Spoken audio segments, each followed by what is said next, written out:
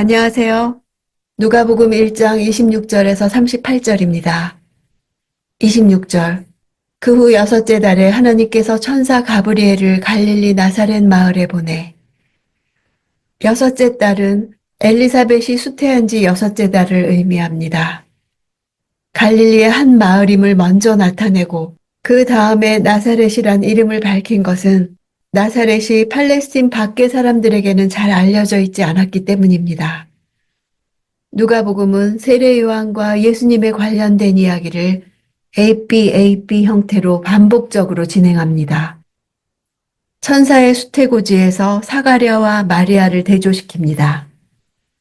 제사장이며 남자 어른인 사가랴와 14세 정도로 추정되는 어린 여자아이의 순종의 태도가 비교됩니다. 또 어머니의 찬송에서 엘리사벳의 찬송과 마리아의 찬송이 나옵니다. 빈들에서 자라가는 세례요한과 구유에서 탄생한 예수님이 나옵니다. 이렇게 계속 반복적으로 세례요한 예수님 이야기를 진행하고 있습니다. 27절. 한 처녀에게 가게 하셨는데 그 처녀는 다윗의 가문에 속한 요셉이라는 남자와 약혼한 마리아였습니다. 누가복음의 원독자인 로마의 귀족들은 천사가 나사렛의 한 처녀를 찾아왔다는 것을 들을 때 거기에 담긴 아이러니를 알아차렸을 것입니다.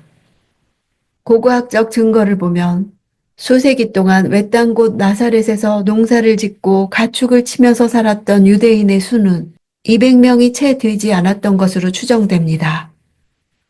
그런데 로마인들이 이스라엘에 대한 지배를 강화하면서 나사렛은 로마식 목욕탕을 갖춘 군사 주둔지가 됐습니다. 이런 이방인들과의 잦은 접촉과 군기가 해이했던 당시 군인들의 타락한 행태로 인해 결과적으로 나사렛에 사는 유대인들은 부도덕하다는 평판이 널리 퍼지게 되었습니다. 훗날 나다나엘은 예수님이 나사렛 출신이라는 말을 들었을 때 나사렛에서 무슨 선한 것이 날 수 있겠느냐고 했습니다. 이런 배경 속에서 누가는 한 문장 안에 처녀라는 단어를 2번이나 사용하면서 마리아가 동정녀임을 강조하고 있습니다. 28절. 천사가 마리아에게 가서 말했습니다. 기뻐하여라 은혜를 입은 자여 주께서 너와 함께 하신다. 고대 사회에서 10대 소녀는 사회적 지위가 낮았기 때문에 지나치게 정중한 이런 식의 인사말은 마리아를 혼란스럽게 했을 것입니다. 유대인의 관습에서 정혼 기간을 1년 동안 둔 이유는 이 시기에 신부의 순결이 증명되었기 때문입니다. 이 시기에 신부가 임신한 것이 드러나면 그 결혼은 무효가 될 수 있었습니다. 천사가 마리아에게 고지한 것은 마리아의 정혼에 중요한 영향을 미치는 내용이었습니다. 그런 의미에서 은혜를 입는다는 것이 우리 생각과 다릅니다. 하나님의 은혜를 입은 마리아에게는 숱한 고통의 출발이 되었을 것입니다. 그러나 그 고통을 통해 세상의 유일한 소망이 이루어졌습니다. 은혜를 입었다는 것은 완료 수동태로서 누군가가 주는 은혜의 수혜자가 되었다는 뜻입니다. 여기서는 주어가 하나님이시므로 신적 수동태입니다. 신적 수동태란 유대인들만의 독특한 어법입니다. 대화 중에 하나님이 주어가 될 경우에 하나님의 이름을 말하지 않기 위해 수동태로 만드는 어법입니다. 하나님이 은혜를 주셨다라고 말하고 싶으면 수동태로 바꿔서 내가 은혜를 입었다라고 말하는 것입니다. 하나님을 주어로 두고 말하다가 혹시나 10계명의 3계명인 하나님의 이름을 망령되게 말하지 않을까 조심한 것입니다. 그런데 우리 삶에 일어난 모든 일의 주어가 하나님이십니다. 실은 내게 일어나는 모든 일의 신적 수동태를 받아들인다면 하나님의 주인 되심을 인식하는 삶이 될 것입니다. 35절. 천사가 대답했습니다. 성령께서 내게 임하실 것이며 지극히 높으신 분의 능력이 너를 감싸주실 것이다. 그러므로 태어날 거룩한 아기는 하나님의 아들이라고 불릴 것이다. 마리아는 처녀인 자기에게 어떻게 이런 일이 있겠습니까? 물었습니다. 이것이 날마다 우리가 하는 질문입니다.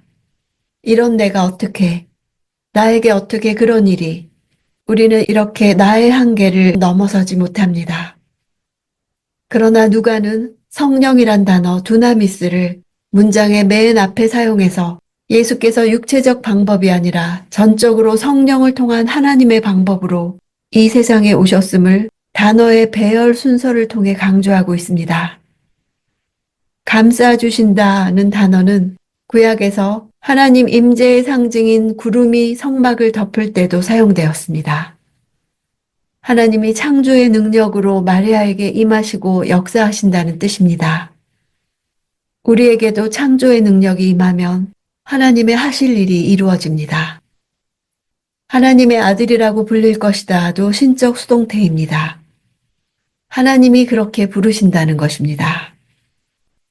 37, 38절 하나님께는 불가능한 일이 전혀 없다. 그러자 마리아가 대답했습니다. 보십시오. 저는 주의 여종입니다. 당신의 말씀대로 제게 이루어지기를 원합니다. 그러자 천사가 마리아에게서 떠나갔습니다. 당신의 말씀대로에서 말씀은 레마입니다. 생생한 목소리로 선포된 것이란 뜻입니다. 예수 탄생에 관해 예언된 모든 말씀을 의미하며 이런 예언들이 이제 마리아에게도 생생한 목소리로 선포된 것입니다. 여종은 노예를 의미하는 둘로스의 여성 명사로서 결코 주인의 뜻을 거스를 수 없는 하녀를 의미합니다. 하나님의 뜻에 자신의 인생을 맡기겠다는 순종의 말입니다.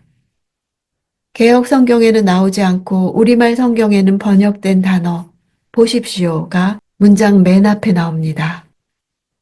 천사가 엘리사벳의 임신을 전하며 하나님의 모든 말씀은 능치 못하심이 없느니라 라고 할 때 마리아는 두려움 가운데서도 보십시오 하고 어느 순간 말씀을 받아들이는 체험을 합니다. 우리도 이렇게 하나님의 말씀이 깨달아져서 말씀에 동의하면서 말씀을 받아들이는 순간이 있기를 큐티할 때마다 그런 순간을 날마다 맛보기를 간절히 원합니다.